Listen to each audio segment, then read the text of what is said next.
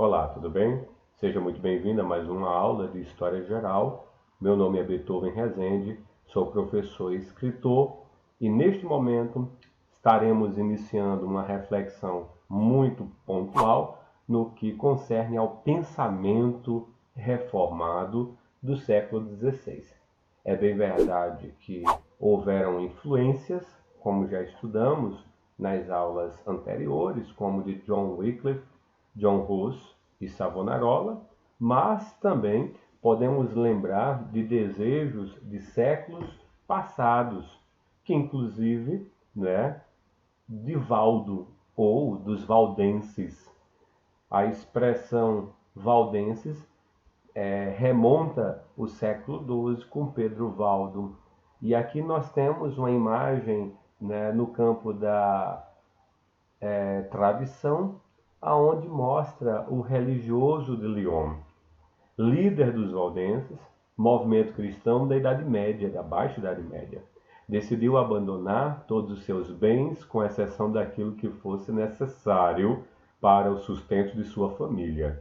Um grupo de discípulos logo se formou, tornando-se conhecidos como os pobres de espírito ou os pobres de Lyon. Na próxima imagem, você perceberá, né, a Basílica de São Pedro. É uma basílica, né, no estado do Vaticano.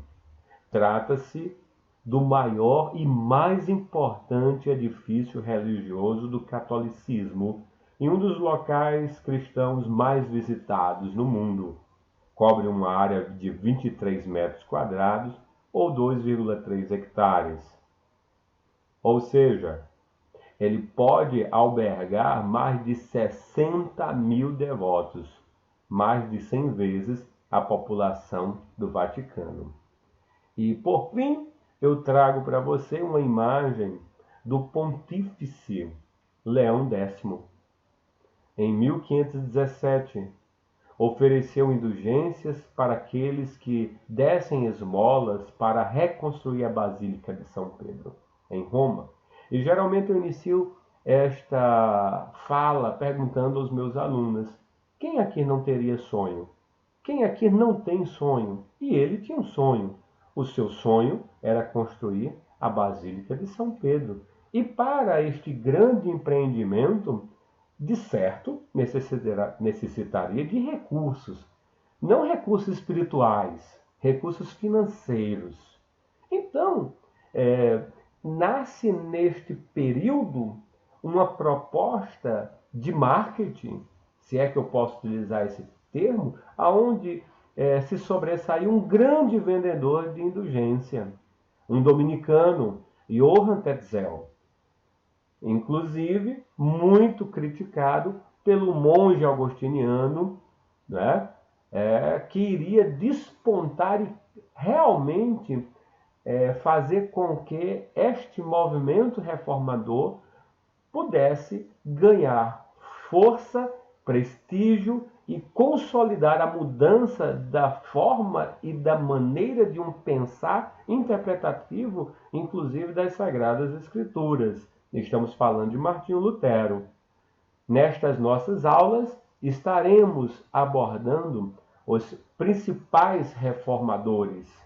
Lutero, na Alemanha, Calvino, em Genebra, Zwinglio, em Zurique, Menon Simon e Henrique VIII, na Inglaterra.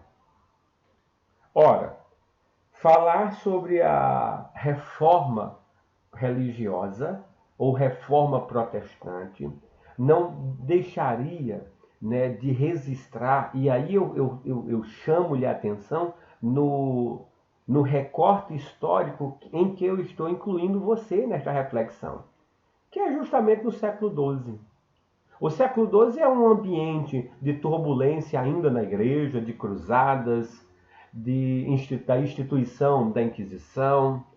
É um ambiente onde as escrituras deveriam ser memorizadas, porque ler, né, e colocar essa escritura na mão do povo era quase impossível, mesmo porque o povo não sabia ler, né?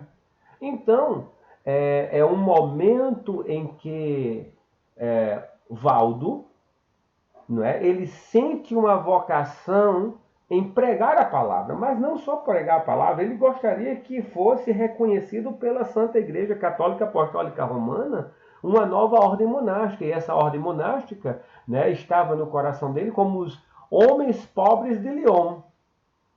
Lembre-se que nós falamos nas aulas anteriores que os dominicanos eles eram hábeis, eruditos na fala. E para que pudesse, de fato, ser consolidada essa permissão, né, pontífica, teria que passar por essa sabatina. E o dominicano que encabeçou este processo de endosso ou não foi o dominicano Walter Map. E ele inquiriu não só Valdo, mas todos aqueles que foram com ele solicitar esta permissão da seguinte forma. E perguntou Map: vocês creem em Deus? E todos que estavam ali disseram: sim, nós cremos. Vocês creem em Deus Filho? Sim, nós cremos. Em terceira indagação ele disse: vocês creem no Espírito Santo? Sim, nós cremos. E na quarta e última indagação ele disse: vocês creem na mãe de Cristo? Eles disseram: sim, nós cremos. E todos começaram a rir. Porque no pensamento, né, sistemático, dogmático da Igreja Católica Apostólica Romana, não é a mãe de Cristo, e sim mãe de Deus. Então é bem verdade que ele não recebe permissão, né, em pregar, e principalmente, né, não recebe permissão de que seja efetivado mais essa ordem monástica.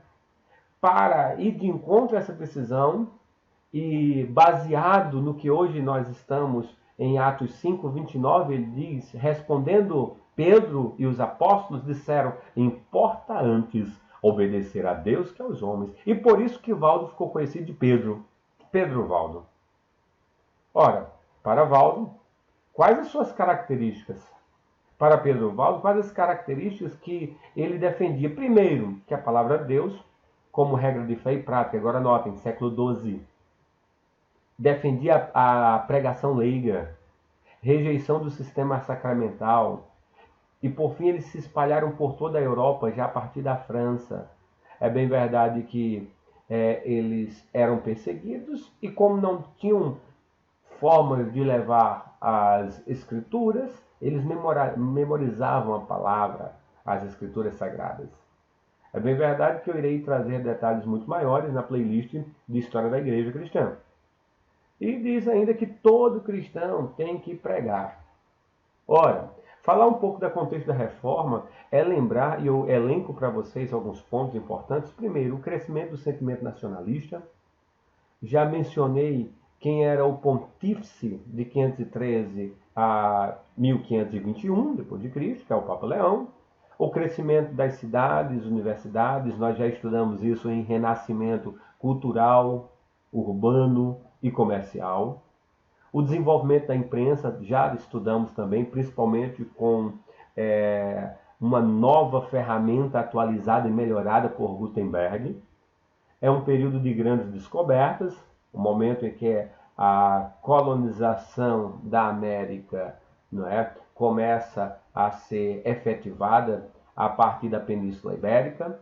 É um período onde os turcos otomanos conquistam Constantinopla, já a partir do século XII, né, 12, 13, 14, né, 15, eles têm crescido, né, avançado no que antes conhecíamos como a Ásia Menor, e hoje em dia é toda islamizada. E, por fim, falar sobre, até então, a Igreja Católica como o expoente da verdadeira redenção do homem.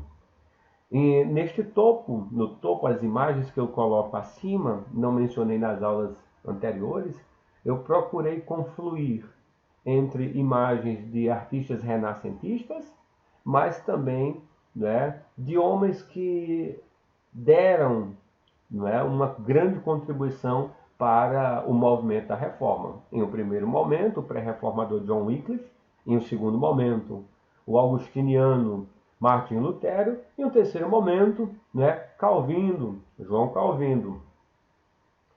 Então, o sonho do Papa, né, era construir este grande empreendimento. E para este empreendimento se fazia necessário de recursos financeiros. Onde eu iria conseguir esses recursos financeiros? Através da venda de indulgências. A venda de indulgências foi uma cartada, não é, em que iria utilizar da credulidade do povo para se conseguir recursos para este empreendimento. Fazia-se geralmente meio que uma quermesse, né? E logo em seguida se vendia os perdões. Inclusive, se você quiser fazer um estudo maior, eu trago uma reflexão em um dos meus capítulos do meu livro, né, Mulheres Marcadas pela Inquisição, A Bruxa por Trás de Sua Máscara, que eu trago a proposta, né, explícita em uma discussão sobre uma taxa que era cobrada na época, que era a taxa Camare. Eu irei falar sobre algumas aqui. É bem verdade que minimamente. Primeiro, o eclesiástico. Então, nós estamos falando sobre perdões previstos e seus respectivos valores. Havia uma taxa. O eclesiástico incorrer em pecado carnal, seja com freiras, primas, sobrinhas, afilhadas, ou enfim, com outra mulher qualquer, será absolvido mediante o pagamento de 67 libras e 12 soldos. Notem, não é, como estava a igreja, né, neste período. Ok? Segundo, se o eclesiástico, além de pecado de fornicação, pedir para ser absolvido do pecado contra a natureza ou bestialidade, isso mesmo, você está ouvindo isso, deverá pagar 219 libras e 15 soldos. Mas se tiver cometido, né, pecado contra a natureza, contra crianças ou animais, e não com uma mulher, pagará apenas 131 libras e 15 soldos. O sacerdote que deflorar uma virgem pagará 2 libras e 8 soldos. Então veja que acredito que tinha muitas virgens, né? Então o preço é bem acessível. O sacerdote que quiser viver em concubinato com seus parentes pagarão 66 libras e um soldo. Ou seja, né, muitos deles, eu não estou dizendo todos, né, possuíam sim esposas, mulheres ilegítimas que inclusive tinham filhos. Então, se quisesse viver em concubinato com seus parentes, pagaria 76 libras e um soldo. A absolvição e a certeza de que não ser perseguido por crime de roubo, furto ou incêndio custarão ao culpado 131 libras e 7 soldos. Então, se esse, né, indivíduo furtasse no mínimo 200 libras, ele poderia pagar 131 libras e 7 soldos, ficaria com lucro e a sua mente higienizada. É desconcertante isso. Mas cada homem para o seu tempo. A absolvição do homicídio simples, ou seja, uma única pessoa, de um leigo, custará 15 libras, 4 soldos e 3 denários. Então imagine, você tem um desafeto e incorre, né, em uma violência que termina culminando na morte dele. Pagaria-se 15 libras, 4 soldos e 3 denários e ele poderia morrer, não é, tranquilamente, sabendo que iria para o reino dos céus. Aquele que quiser comprar antecipadamente a absolvição por qualquer homicídio acidental, sem querer, você acordou e sem querer, né, termina, digamos, matando. Mas olha só, você iria comprar antecipadamente, você pagaria 168 libras e 15 soldos, e o futuro a Deus pertence, né? Então, ou seja, pague antes e mate depois. Não tem problema. E você poderia, né, já estar prevenido, precavido. Ora, sabemos que os monastérios viviam por meio de uma regra criada, inclusive, por Benedito de Núrcia, no IV século. A regra dizia o que fazer, quando fazer e como fazer, ligado ao trabalho, à oração e também, né, ao seu momento devocional em que um monge iria vivenciar no seu monastério, aonde o abade ou a abadesa iria, né, mostrar. Ora, Se eu quisesse viver com menos abstinência, no caso, seria pago, né, o valor de 146 libras e 5 soldos para o mosteiro. O filho bastardo de um sacerdote que queira preferência para suceder o pai na cúria pagará 27 libras e 1 soldo. Não fecha, por favor, este vídeo. Assista até o final. Gostaria até se você ainda não é inscrito no meu canal, se inscreve, divulga essas nossas aulas, que certamente ajudará, né, a muitas pessoas. Os leigos feios ou deformados que queiram receber ordenamentos sagrados e ter benefícios pagarão à chancelaria apostólica 58 libras e 2 soldos. Igual quantia pagará o vesgo do olho direito, enquanto o vesgo do olho esquerdo pagará 10 libras e 7 soldos. Os estrábicos bilaterais pagarão 45 libras e 3 soldos. E por fim, se você não tem, ou se você não tiver apenas um desafeto, mas tem 2 ou 3, existe uma solução para você, caso vivesse nesta época e se também tivesse dinheiro, é lógico.